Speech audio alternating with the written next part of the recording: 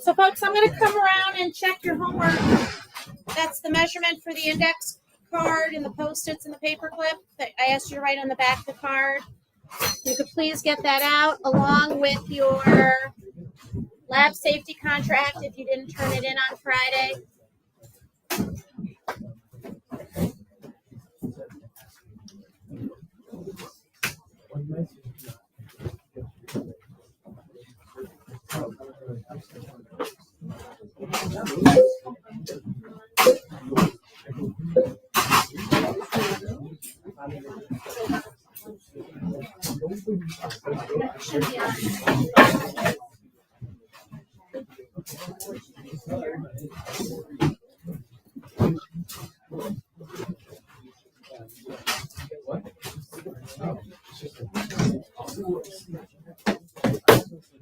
All right, so again, I'm going to come around and check. Now, we're not copying each other's. Just have it out on your desk for me to check that you completed it. And if you have your lab safety contract signed, I need to collect it from you now.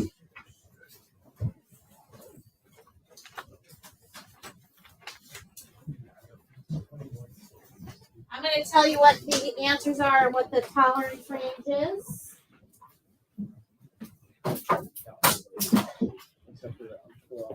And then we'll move on to finishing section A.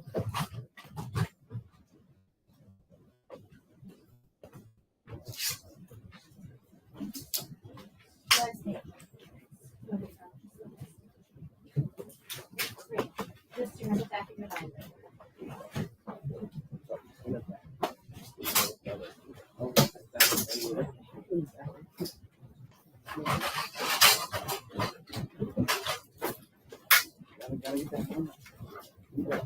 Tonight's homework, ladies and gentlemen, is just to study. Tomorrow is going to be your first quiz for the course on precision, which we tackled last week on Friday. How do you make a measurement? How do you determine the precision of a measurement? If I give you a bunch of measurements, which is the most precise? And then beyond that, we're going to talk about accuracy today, learning how to do calculations for accuracy, and figuring out which measurement is the most accurate one. That's what your quiz will be on tomorrow. The quiz will be 3 multiple choice questions, and it will be on a Google form, which I push out in Google Classroom. So you will need to make sure you have a charged Chromebook here in class tomorrow. Gentlemen, let's not move around the desks. Let's leave things where they are, please. Okay, so let's now check over your answers to those 4 measurements. Not only do the measurements have to have the correct precision, they have to be made accurately within a tolerance. So let's start with our index card. The correct length of the index card is 15.19 centimeters. You're given 0.2 of a centimeter leeway. That means I would allow answers between 14.99 centimeters and 15.39 centimeters. Now, if you said the answer was 15.2 centimeters, I would not give you credit for that. Why? Not the correct precision. So first thing you had to make sure was that you went to the hundredths place using the correct precision of your metric ruler, and then that it is within the range. If it is within the range and out to the hundredths place, you can give yourself a C or a star for that correct measurement. The next measurement I asked you to make was for the large Post-it. The large Post-it is 7.71 centimeters, again, plus or minus 0.2. So anything between 7.51 and 7.91 centimeters would earn you credit, again, if it went to the hundredths place. The next was the small Post-it. That's 5.09 centimeters, plus or minus 0.2 of a centimeter. So anything between 4.89 centimeters and 5.29 centimeters would earn you credit. Again, if it went out to the hundredths place. And finally, the paper clip, that was 4.69 centimeters, plus or minus 0.2 of a centimeter. So anything between 4.49 and 4.89 centimeters out to the hundredths place would earn you credit. How many of you got all 4 measurements correct? Fabulous. Go ahead and put this away. We are now going to move into our last section of Unit 1A on accuracy. So please pull out your notes. Please also pull out a calculator, since we will be doing some calculations in just a minute.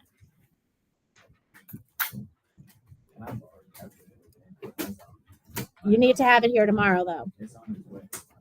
Okay.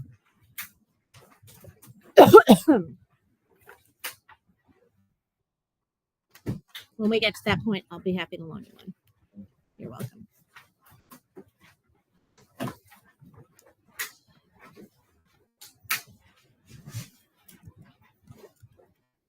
All right, let's talk about accuracy.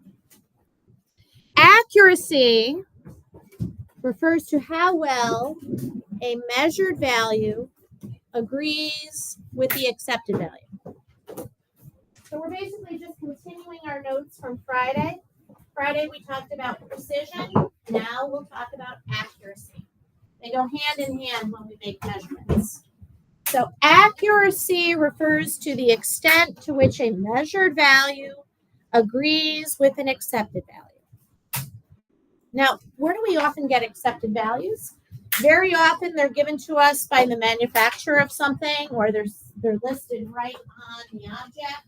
So for example,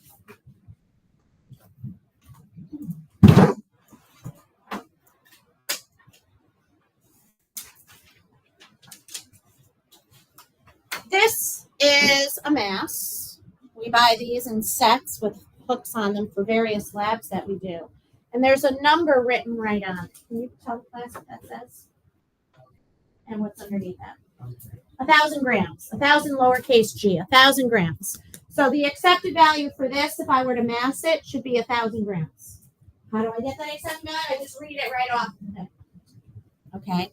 Not always are they written on top of it. Sometimes what we have to do is look in a manual that comes with things that we purchase, or sometimes we know them from the laws of physics.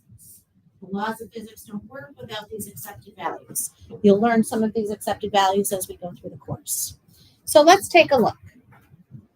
Here's a question to see if you understand what accuracy refers to.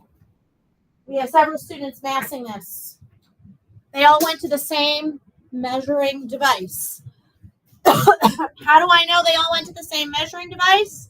Because all four measurements that are here have the exact same precision. They all go to the thousandth of a kilogram. They all went to the thousandth of a kilogram, so they all use the same tool. It's not like last week where they had four different mass measuring devices. I want to know which one's the most accurate measurement that was a student made. A, B, C, or D? A, B, C, or D? And how do you know? C. It is C. How do you know? It's the closest to 1 kilogram. Yeah, it's only 1,000th of a kilogram off. Correct. A is 3,000ths of a kilogram away. So is B, 3,000ths of a kilogram. Doesn't matter whether it's above or below. And D is 2,000ths of a kilogram away. So the closest one is choice C, because it's only 1,000th of a kilogram away from the accepted value. Now, just doing a quick comparison like that is easy when they're all comparing to the same thing. But if I gave you two different measurements, like here's the accepted value for one thing, here's the accepted value for something else, and here's its measured value, and you wanted to compare between them, you couldn't just look at them and say which is the closest. Instead, what you would have to do is a calculation. Let me get through that. The calculation that we often do to determine how accurate we are is a percent error calculation. And I'm fairly confident you've done these before in the Regents chemistry class. Probably did them on a lot of labs. Percent error. Now, unlike the Regents chemistry course, our reference table, when you get it, will not have this equation on it. Do we still expect that you can calculate it? Yeah. So we have to have you memorize this equation. Now, for purposes of classwork and labs in class, you don't have to memorize it. You can go to your notebook to look at it. So go ahead and write this equation down in your notebook And then I want you to put like a big box with a star, highlight it, something, so that way whenever you need this equation, you can find it. You know what I mean? Because we are going to use it a lot, but your reference of where are you going to get it is in your notebook. Now, the other thing you can do, you know how on your homework I gave you these Post-its? Take off one of the Post-its. Can I borrow your notes for a second? And then what you're going to do is put like the Post-it next to it on your notes. That way, whenever you need it, there it is. Just find the Post-it sticking out from your notes, and there's your percent error equation. You follow what I'm saying? Make sense? I'm trying to give you some tools to help you find important things that you need in your notes without having to look through everything in your notebook, because by the end of the year, your notebook's going to be full. You're going to want to know, where do I have to go in that notebook in order to get what I need? I don't care if you use the big Post-it, the small Post-it. You can cut just a little piece off a Post-it as long as it's got a sticky on it. Whatever you want to do. Now, let's just review how this equation is set up. It reads that the percent error is equal to the accepted minus the measured over the accepted times 100%.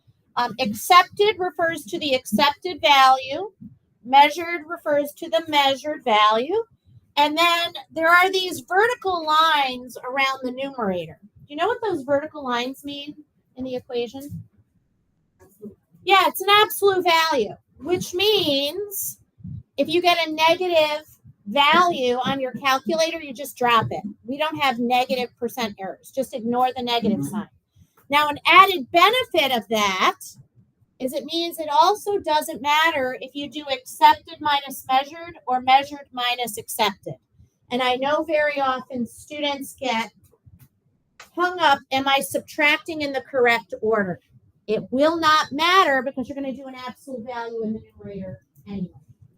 If you did it in the wrong order, you just get a negative sign, but the negative sign drops. You follow what I mean? So don't get hung up on that. Just make sure that the accepted is what goes in the denominator. Let's do an example together. I'm going to give you a problem to copy into your notes, and then we'll work through how do we calculate this. So let's say that we have a student measuring a known mass that is labeled 5.00 kilograms. The student measures that mass and determines it's only 4.85 kilograms. I want to know, what is the student's percent error? Now I'm going to tell you, in physics, you get very little credit for just coming up with the right final answer.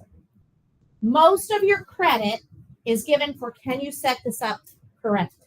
Can you show me how to get the right answer on paper?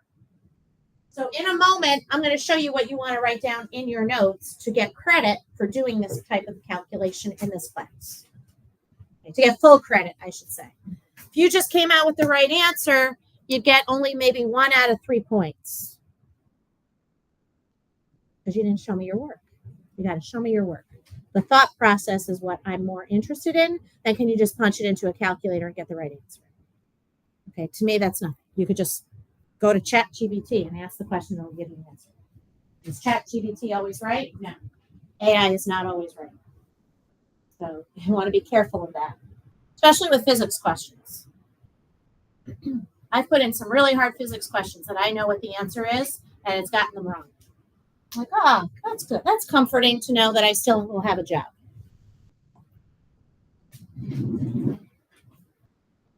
So let's work this through.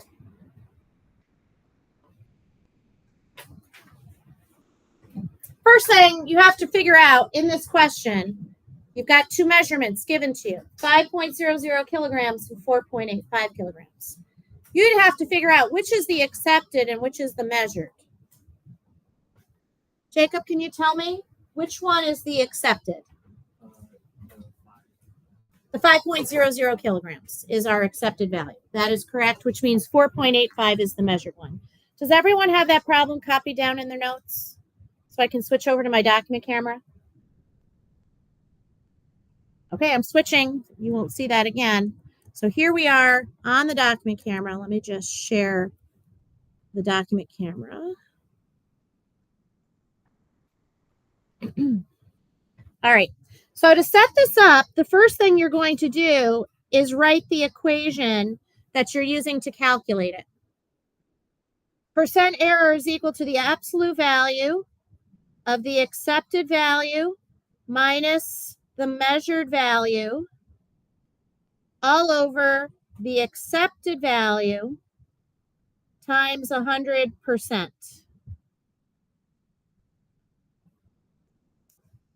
So Jacob just told us that the accepted value was 5.00 kilograms, which means the measured value is 4.85 kilograms. You notice I'm writing kg after both numbers? You need to do that as well. If you left off either unit or both of them, it would be marked wrong because I don't know what it's 5 of. 5 of what? 4.85 of what?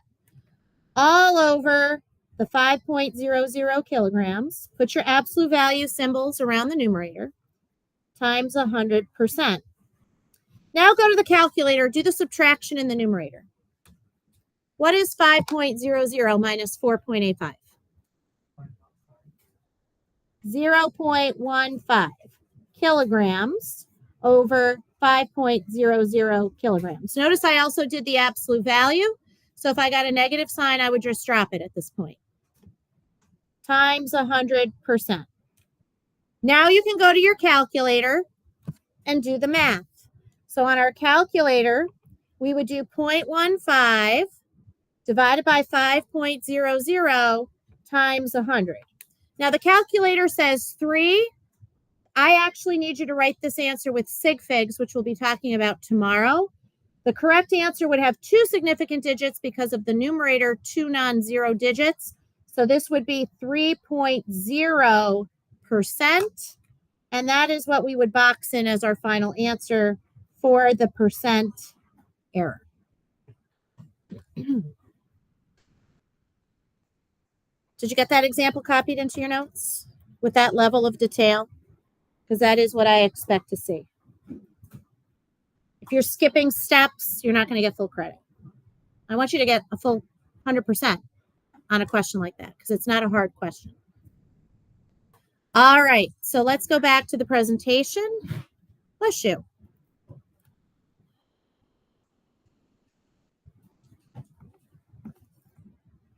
There is another way to discuss accuracy and precision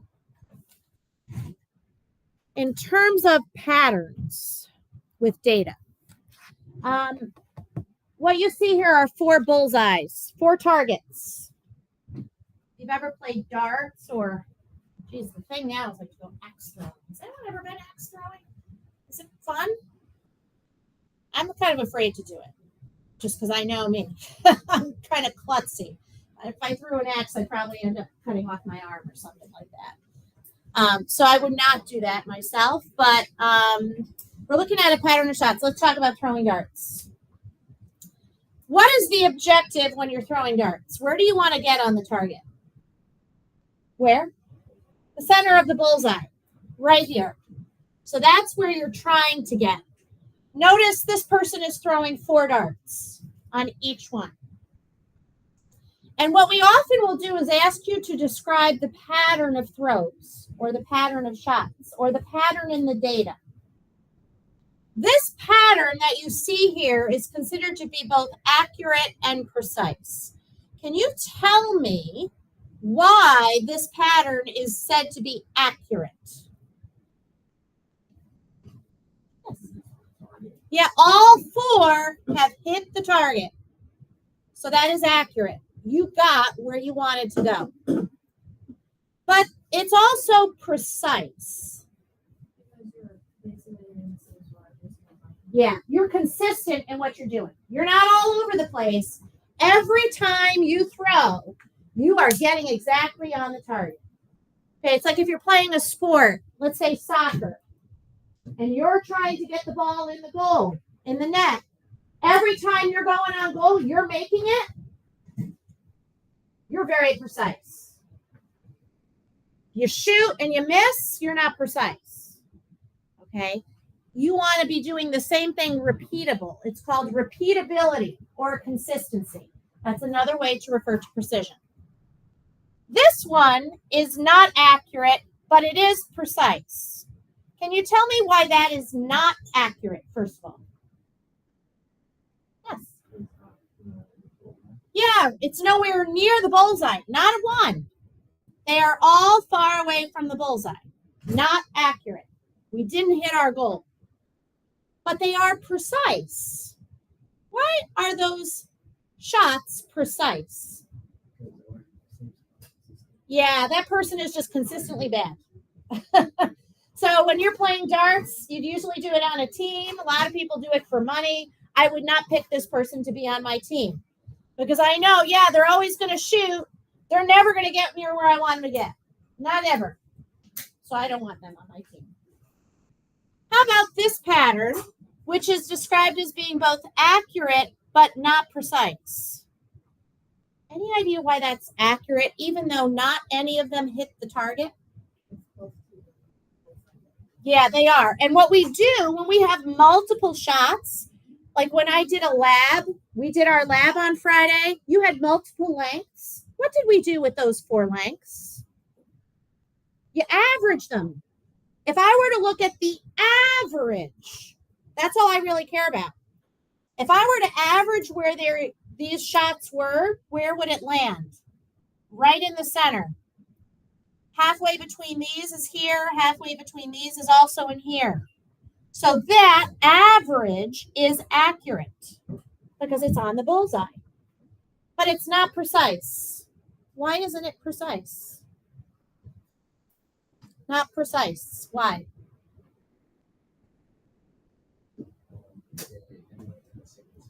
Yeah, they're not in the same spot. They're spread out, so that is not precise. This person I might choose on my team because the average was accurate, even though they were kind of all over the place. This would probably be my second choice. If I had to choose a teammate, this is who I want to pick. This is who I would pick second because I'm playing for money. I want to win. I also don't like that last person as a teammate.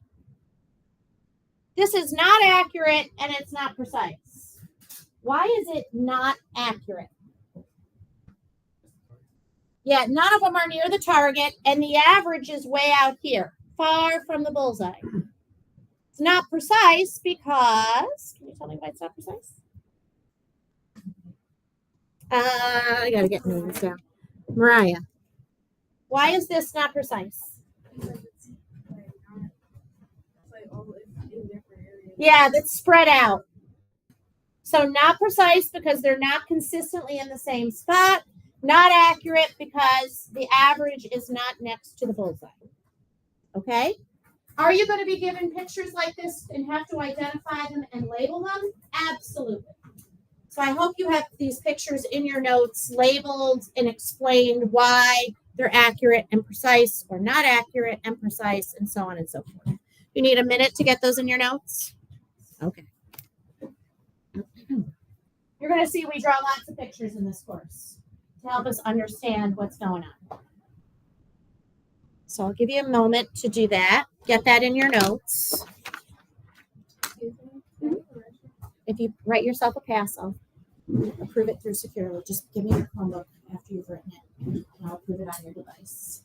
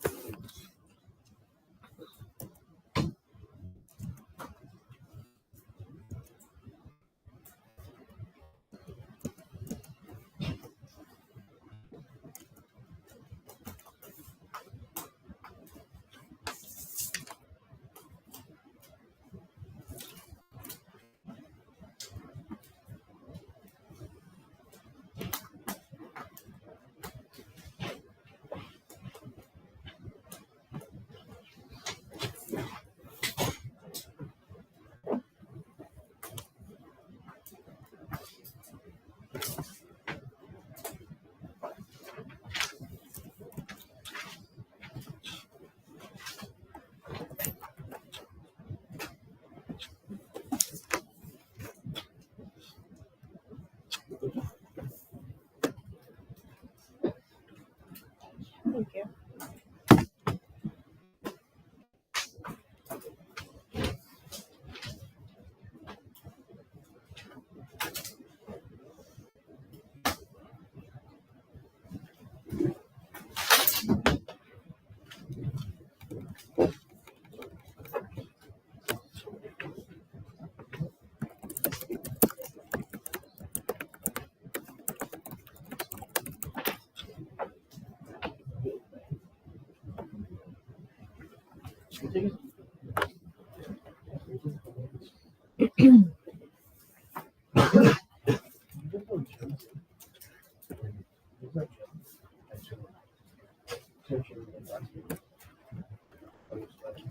Anyone need more time? All right. Let me make sure that that's where I needed to end. I think it's the end, but let's double check. Yes. Do you want to practice anything more with accuracy precision? You feel confident that you can do a percent error calculation if I give you another one to do on your own? Okay.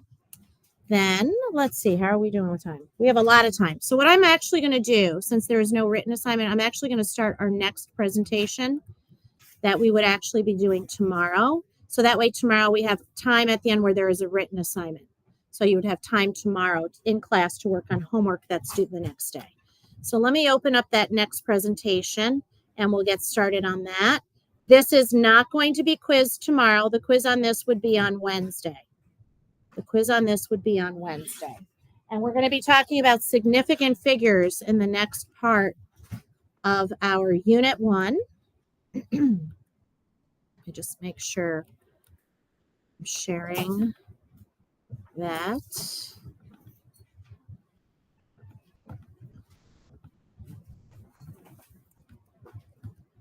All right, so let's talk about significant figures. This is the second section of Unit 1. It is a 2-period lesson. So I guess we'll start it today and finish it up tomorrow, and then you'll have time tomorrow on our double period to work on the written assignment. So hopefully you don't have too much to do for Wednesday. What I'll ask you to do, and remember, you don't have to copy down the objectives. This is me just trying to give you a way to direct your focus in class. Is first thing we're going to do is be able to talk about how do I take a number and write it with the correct number of significant figures, or if I give you a measurement, can you tell me how many significant digits that measurement has?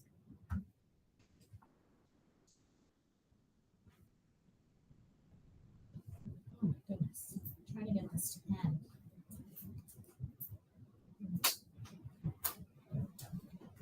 You're welcome.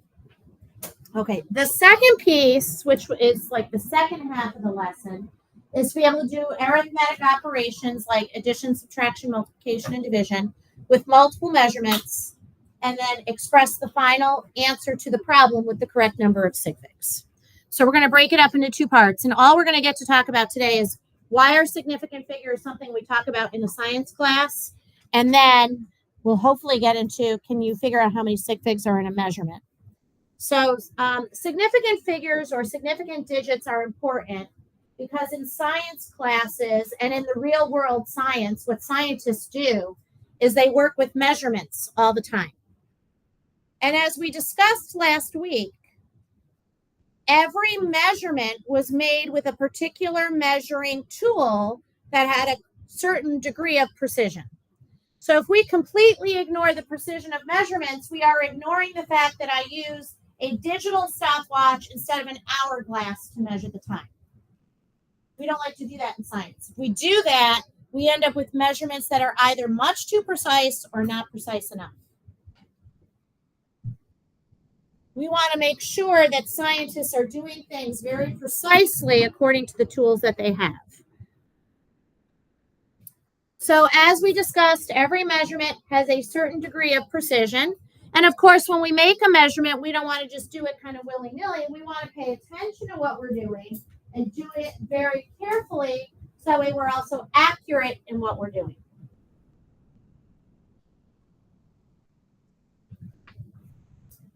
And so by using significant figures in all of the calculations we do this year, we are preserving the fact that every number we are working with was a measurement, either made by you or by someone else.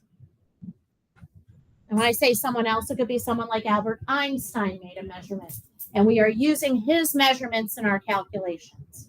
Or Sir Isaac Newton. These are like the big names in physics. They've made these measurements. We're going to use them, of course, back in 1905 when Albert Einstein was doing a lot of his scientific discoveries. The technology was very different than what we have today. So they would not have the same level of precision as what we would expect to get today if Albert Einstein were alive, repeating his experiment.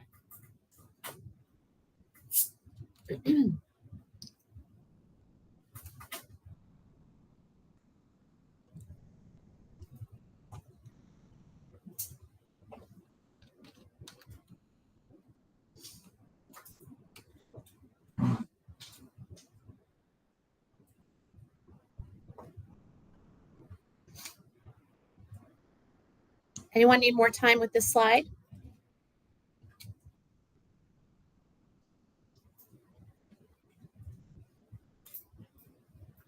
Okay.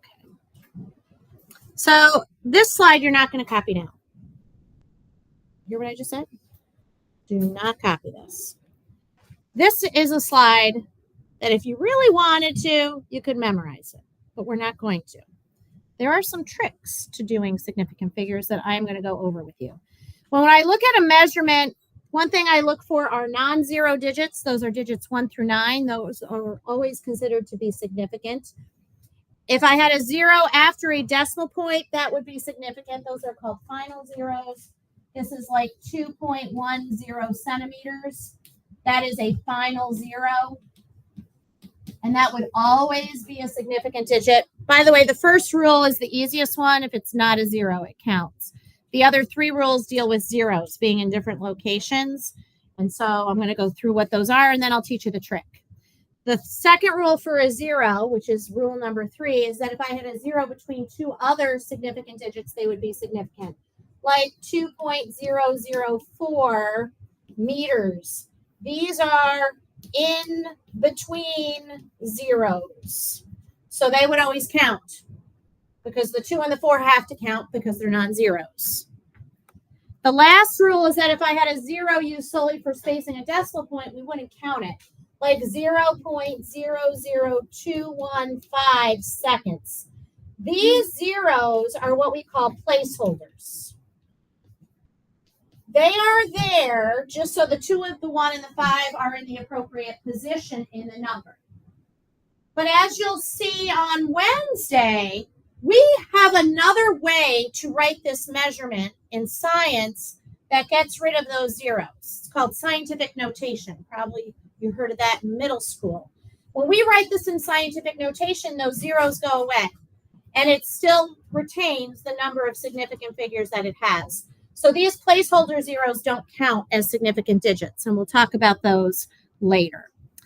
The trick that I'm going to teach you to determining how many significant figures are in a measurement is called the Atlantic-Pacific rule. How many of you have heard of this rule before? Maybe your chemistry teachers reviewed it with you. It's a trick that goes over, and you never have to know where the 0 is. You don't have to know which type of 0 it is. It deals with that map right there. What is that a map of? United States, continental United States. It's not that Hawaii and Alaska are not important and states. It's just that they're not part of the continent. So we are not going to use it. And I'm not going to expect you to draw that map. Thank God. I can't draw that map. We're just going to make a box. We're going to put a box around every measurement. And we need to know where the Atlantic and Pacific Oceans are on that map. Do you know where the Atlantic and Pacific Oceans are on that map? Yeah, if you know that, you can do significant figures. That's the hardest part, knowing which ocean is where. Now, notice that Atlantic starts with a certain letter and Pacific starts with another. Atlantic starts with A. P is Pacific. A, it also clues into the word absent. Absent Atlantic. What's opposite of Atlantic or opposite of absent that starts with a P? Present. We'll use the Pacific part of this rule if something is present. And this is referring to the decimal point. Whether you see an actual decimal point in a number or not. Let's start if the decimal point is absent. We're going to use the Atlantic rule because they both start with the A. That means there is no visible dot in the measurement that was written down. What we do is we read our digits going from the Atlantic Ocean side of the number to the Pacific Ocean side. And we start counting the digits as we read in that order. We start counting the digits beginning with the first non-zero we encounter. So for example, let's say this is the United States. I'm going to put my measurement inside that box. Whoops. 3,210 meters.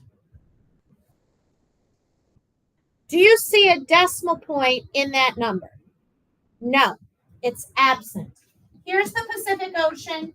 Here's the Atlantic Ocean. The decimal point is absent, which means I'm going to count the digits going from the Atlantic to the Pacific, from the absent to the present side. Count them from right to left. But where do we start counting? With the first non-zero, I read off, going from Atlantic to Pacific. So when I read these digits, I read 0, 1, 2, 3 in that order. This is just for figuring out sig figs. 0, 1, 2, 3. What's the first non-zero I read off to you?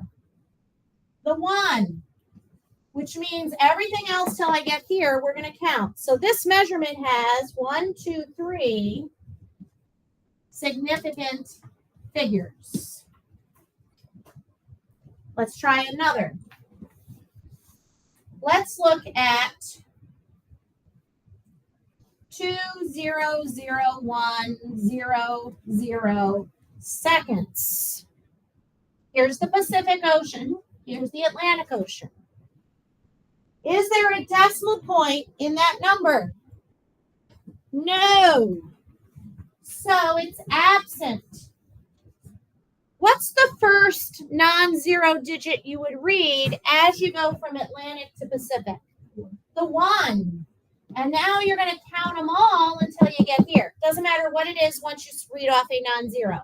So we would read 0, 0, 1, 0, 0, 2.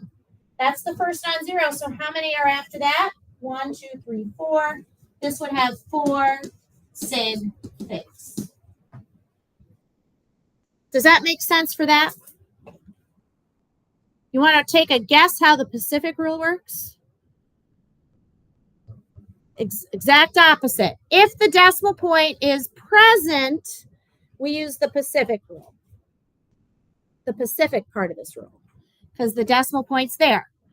What we do here is instead of going from A to P, we go from P to A, because it's present.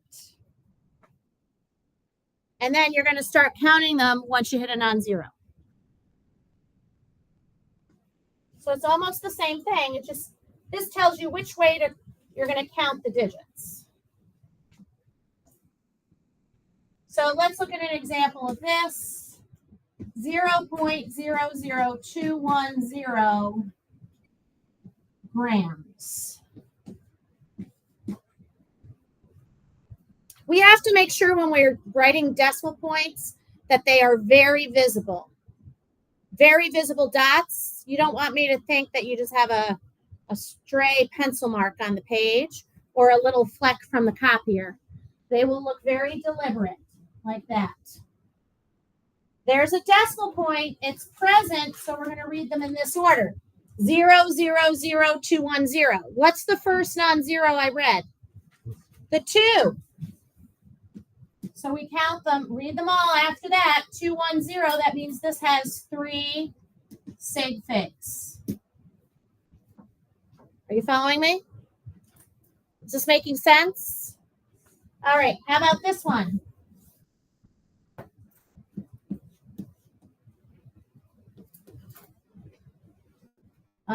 Meters. 100.210 meters. We go from the Pacific to the Atlantic because this decimal point is there. The first non-zero we read is the 1. So that means we're going to read them all. 1, 2, 3, 4, 5, 6. This has 6 sig figs. Okay. That's where I'll stop. Tomorrow, the first thing we're going to do is take a quiz on accuracy and precision. So your job tonight is to study Section A. Make sure you know how to do the percent error calculation. Make sure you know your definitions. Make sure you understand the bullseyes that we looked at. And after we take that quiz on our Chromebook, we will go into finishing up SickFix. Have a wonderful day, everyone.